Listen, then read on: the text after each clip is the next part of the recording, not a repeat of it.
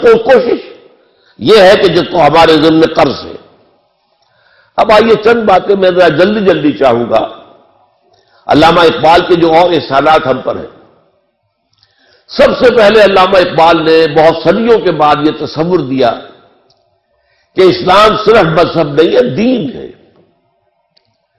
ہمارا مذہبی طبقہ اس کو مطمئن ہو چکا تھا، مذہب بس عقیدہ ٹھیک ہو، نماز روزہ ہو اور حج کرائیں اگر استطاعت ہے، طواف کر لیا کرے، عمرہ کر لیا کرے، اگر رمضان کے اندر اعتکاف کا موقع مل جائے، باقی سور نہیں کھانا، سود نہیں کھانا، بس یہ تصور کہ اسلام دین ہے، نظام ہے، نظام عدل اجتماعی ہے، سسٹم آف سوشل جسٹس ہے، یہ ختم ہو چکا تھا۔ یہ اقبال ہے جس نے دوبارہ ریوائو کیا ہے۔ میں اس تصور دین کا مجدد مانتا ہوں علامہ اقبال کو، جنہوں نے کہا اسلام دین ہے، سیاست اس کے تابع ہونی چاہیے۔ جدا ہوگی سیاست سے تو رہ جاتی ہے چنگیزی، جلال پادشاہی ہو کہ جمہوری تماشا ہو، جدا ہوگی سیاست سے تو رہ جاتی ہے چنگیزی۔ اور ایک بہت بڑے عالم دین نے ایک بات کہہ دی تھی، میں ان کا نام نہیں لیتا خام خواہ، کچھ جو ہے کچھ لوگوں کے جذبات کو بھی ٹھیس لگ سکتی ہے۔ انہوں نے انگریز کے دور میں کہا ہمیں کوئی ایسا کام نہیں کرنا چاہیے جس سے ہمارے حکمرانوں کو تشویش ہو جائے۔ حکمران کون تھے؟ انگریز۔ اس لیے کہ انہوں نے ہمیں مذہبی آزادی دے رکھی ہے، نماز پڑھنے کی اجازت ہے، روزہ رکھنے کی اجازت ہے، حج کے لیے جانے کی اجازت ہے۔ وہ زبردستی ہمیں سور نہیں کھلاتے، زبردستی شراب نہیں پلاتے، ہاں لائسنس دیتے پروسٹیٹیوشن کے، لیکن آپ پر واجب تو نہیں کرتے کہ جائیے اور پروسٹیٹیوشن کیجیے، یہ تو نہیں ہے۔ تو یہ بات جب علامہ کے سامنے آئی ہے تو علامہ نے جو پھپتی چست کی ہے وہ بڑی تاریخی ہے۔ ملا کو جو ہے ہند میں سجدے کی اجازت، ناداں یہ سمجھتا ہے کہ اسلام ہے آزاد۔ اسلام کا آزاد ہے، اسلام تو محکوم ہے نظام کی حیثیت سے۔ اسلام کا سیاسی نظام، معاشی نظام، یہاں سارا بینکنگ نظام آ گیا ہے، سود کا نظام آ گیا ہے، اسلام کہاں ہے؟ تو محض مذہب نہیں ہے اسلام، بلکہ اسلام دین ہے، اور اس دین کو قائم کرنے کی جد و جہد اہل ایمان کا فرض ہے۔ نمبر 2، دوسری بات جو واضح کی علامہ اقبال نے احیاء اسلام کے ضمن میں، احیاء دین کے ضمن میں، روح دین اور ایک ہے مظاہر دین۔ نماز روزہ حج زکات مظاہر دین ہے، روح دین کیا ہے؟ اللہ کی محبت۔ جب تک یہ محبت اندر نہیں ہے یہ نماز روزہ بے اصل ہے، ان کی کوئی حیثیت ہی نہیں، یہ ریچولز ہیں، یہ محض جو ہے رسمیں ہیں اور کچھ نہیں۔ چنانچہ علامہ اقبال کہتے ہیں کہ عقل و دل و نگاہ کا مرشد اولی ہے عشق۔ میں دوسرا مصرع پڑھتے ہوئے ڈر رہا ہوں، عشق نہ ہو تو شر و دین، بت کدہ تصورات، بت کدہ، یہ رسمیں ہماری معبود بن گئی ہیں، رسمیں ہمارا مقصود بن گئی ہیں، وہ اللہ کی محبت کہاں ہے؟ سورہ بقرہ میں تو اللہ فرماتا ہے والذین آمنوا اشد حبا للہ، جو واقعی ایمان والے ہیں ان کے دلوں میں سب سے شدید محبت اللہ کی ہوتی ہے۔ اور آپ نے اس عزیزہ کی زبان سے جو اشعار سنے علامہ اقبال کے، شوق اگر تیرا نہ ہو میری نماز کا امام، میرا سجود بھی حجاب، میرا قیام بھی حجاب۔ جب تک کہ وہ عشق خداوندی نہیں ہے، عشق رسول نہیں ہے۔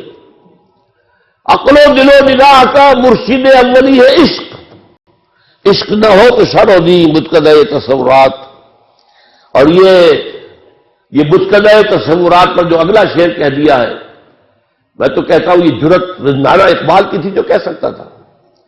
کیا نہیں کوئی غزنوی کارگہ حیات میں، بیٹھے ہیں کب سے منتظر اہل حرم کے سومنات۔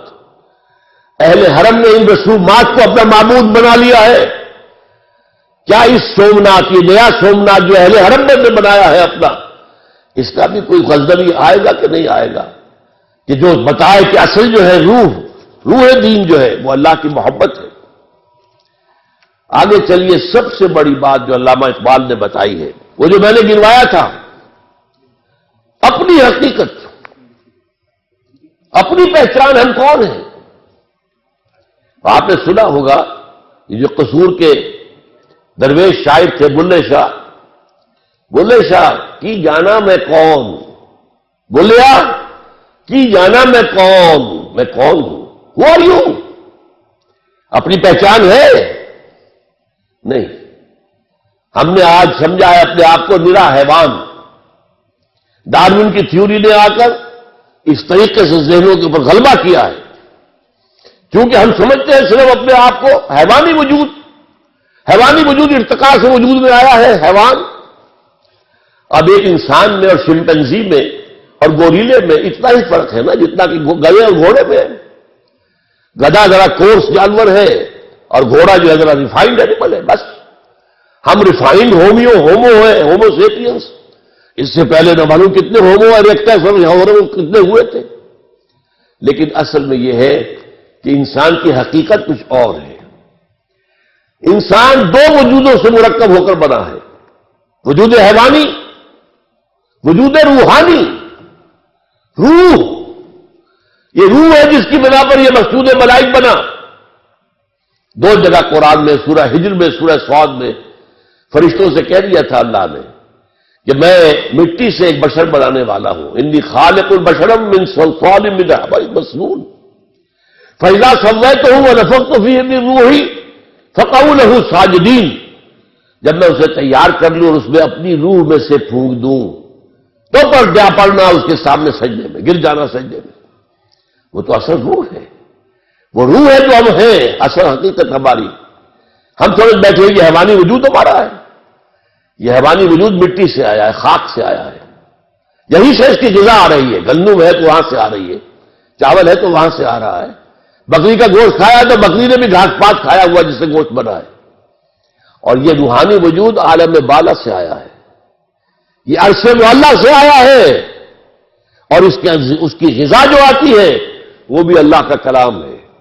اس کا تغذیہ اور تقویت کلام اللہ کے ذریعے. اب یہ فلسفہ ہے، اس کا نام علامہ اقبال نے خود ہی رکھ دیا ہے.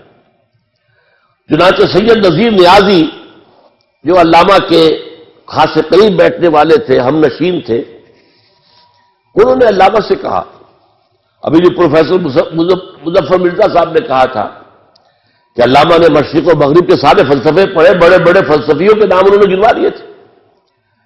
تو یہ کہا گیا، سید نذیر نیازی نے کہا علامہ سے کہ کوئی کہتا ہے کہ آپ نے اپنا مسئلہ جو خودی کا ہے فلسفہ، یہ آپ نے نشے سے لیا ہے، کوئی کہتا برساں سے لیا ہے، کوئی کہتا جیلی سے لیا. کس سے لیا آپ نے؟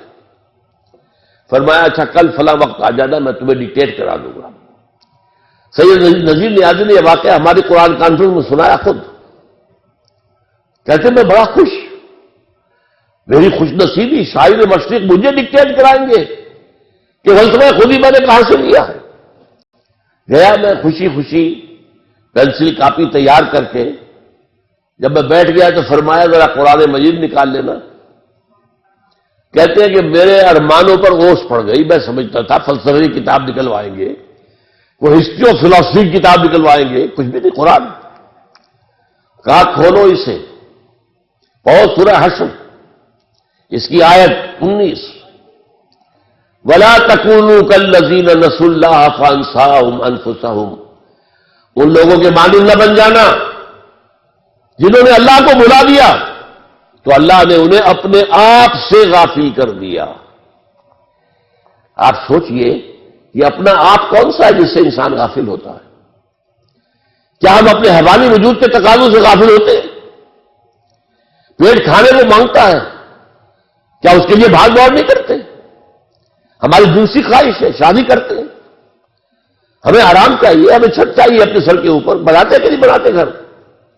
یہ سارے معاملات جو ہیں یہ در حقیقت ہم کسی چیز سے غافل نہیں ہوتے. دانت میں درد ہو جائے تو چاہے رات کو جا کر 1 بجے کسی ڈینٹل سرجن کا جو ہے جا کر گھنٹیاں بجا کے اسے جگانا پڑے، ہوتا ہے کہ نہیں؟ وہ کون سا اپنا آپ ہے جس سے وہ غافل ہو گیا انسان؟ اسی اپنا آپ کو ایک اور شعر میں علامہ اقبال نے بیان کیا ہے، ڈھونڈ کے اپنی خاک میں جس نے پایا اپنا آپ. غور کیجئے یہ خاک ہے جس کے اندر اپنا آپ کچھ مضمر ہے، کوئی اور شے ہے جو چھپی ہوئی ہے. ڈھونڈ کے خاک میں اپنی جس نے پایا اپنا آپ، اس بندے کی دہقانی پہ سلطانی قربان، اپنی خودی پہچان او غافل افغان. یہ اپنا آپ کیا ہے؟ اپنی خودی کو پہچاننا. یہ جو روح ہے جو اللہ سے بہت قریب ہے، یہ روح جو ہے غافل تو نرا صاحب ادراک نہیں ہے نور تجلی بھی اسی خاک میں پنہاں. تم خاکی ہو لیکن اس میں اللہ تعالیٰ کی تجلی موجود ہے. یہ تجلی ہے جس کا نام روح ہے. یہ ہے جو ہمارا اصل ایسنس ہے. اور اس کے لیے میں آپ کو اپنشد کا ایک جملہ سنا دیتا ہوں. میرا اندازہ یہ ہے کہ اپنشد جو ہے وہ حضرت ابراہیم علیہ السلام کے صحیفے ہیں بگڑی ہوئی شکل میں. توجہ کیجئے، قرآن میں جن کتابوں کا ذکر تورات موجود ہے، چاہے محرف ہے تحریف شدہ ہے تو صحیح، زبور موجود ہے، بک آف سامس، انجیل موجود ہے اگرچہ بگڑی ہوئی ہے، تو پھر یہ صحف ابراہیم کہاں گئے؟ صحف ابراہیم کہاں گئے؟ میری تحقیق یہ ہے کہ ابراہیم کی ایک شاخ وہ ہندوستان میں آ کر آباد ہوئی ہے. وہ برہمن، یہ برہم ابراہیم سے بنا ہے، برہمن. اور برہما جو خدا کا نام ہے، خدا کا تصور برہما اور ابراہم اور برہم، اور ان کے جو صحیفے تھے وہ بگڑی ہوئی شکل میں اپنشد میں شکل میں موجود ہے. اس کا ایک جملہ سنیے، جیسے قرآن مجید کی آیت ہے وَلَا تَكُونُوا كَالَّذِينَ نَسُوا اللَّهَ فَأَنسَاهُمْ أَنفُسَهُمْ. اسی طرح اپنشد کہتا ہے man in his ignorance identifies himself with the material sheets which encompass his real self. Real self تو اندر ہے. یہ گوشت جو ہے لپٹا ہوا ہے، یہ ہڈیاں، گوشت اور پوست اور یہ کھال، یہ سب جو ہے لپٹے ہوئے ہیں. یہ نہیں ہے تم کچھ اور ہو. تم وہ ہو جو اندر بیٹھا ہوا ہے. وہ ہے وہ انسان، وہ ہے انا، وہ ہے خودی، وہ ہے فرائڈ کی زبان میں ایگو. وہ ہے، وہ اصل انسان ہے. یہ تو در حقیقت لباس ہے اس کے. نمبر 4، نظام دین کی تشریح جو علامہ اقبال نے کی. اقبال نے اس دور میں اسلام کے سیاسی، معاشی اور سماجی نظام کی بھرپور جو ہے وضاحت کی. سیاسی نظام کی دو باتیں: اسلام میں انسان کے لیے حاکمیت نہیں ہے، حاکمیت صرف اللہ کے لیے ہے.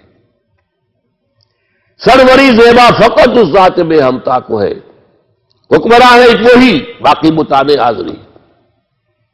Sovereignty belongs to God. انسان کے لیے کیا ہے؟ خلافت. اور خلافت کے معنی کیا ہے؟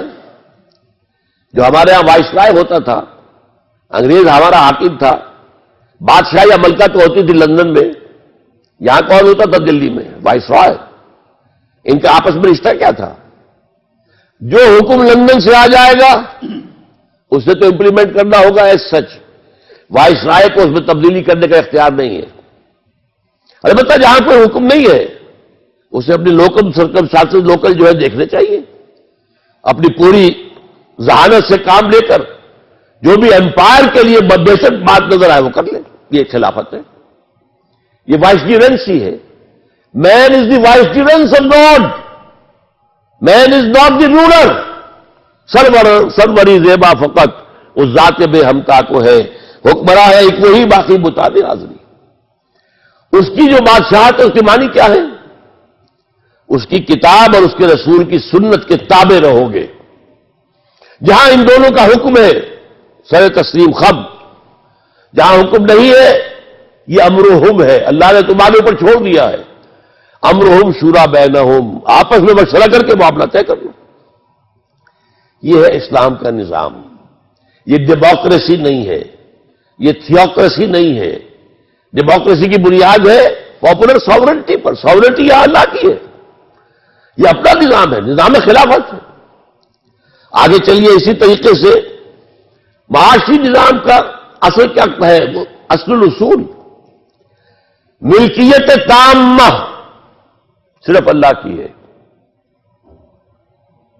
جیسے حاکمیت مطلقہ اللہ کی ہے، انسانوں کے لیے خلافت، ملکیت تامہ، ہر شے اس کائنات میں جو ہے اللہ مالک ہے، لہو ملک السماوات والارض، آسمان و زمین کی ملکیت اس کی ہے۔ انسان کے لیے جو کچھ ہے امانت ہے، جو علامہ اقبال کہتے ہیں کہ رزق خود را زمیں بردن رواست، ای متاع بنداؤ مل کے خداست۔ زمین سے اپنے لیے روزی نکال لینا جائز ہے، لیکن اسے ملکیت نہ سمجھو۔ یہ متاع بندہ، بندے کے لیے استعمال کی چیز ہے، مل کے خداست، اور یہ خدا کی ملکیت ہے۔ یہ تو اس پچھلی صدی میں اقبال نے کہا ہے نا، 700-800 سال پہلے شیخ سعدی کہہ چکے ہیں، ای امانت چند روزہ نزد باست، در حقیقت مالک ہر شے خداست۔ جو بھی ہمارے پاس ہے، آپ غور کیجئے، ہم اپنے جسم کے مالک نہیں ہیں، یہ جسم بھی ہمارے پاس امانت ہے، یہ ہاتھ بھی اللہ کی امانت ہے، اسی اللہ کی مرضی کے کام میں استعمال کرو گے، اللہ کی مرضی کے خلاف استعمال نہیں کرو گے۔ یہ تمہارے پاؤں، یہ اللہ کی امانت ہے، اللہ کی مرضی کے مطابق چلو گے، ان سے غلط رخ پر نہیں جاؤ گے، غلط مضمون ہے، منزل کی طرف نہیں جاؤ گے۔ تو یہ ہے در حقیقت مالک ہر شے خداست، این امانت چند روزہ نزد باست۔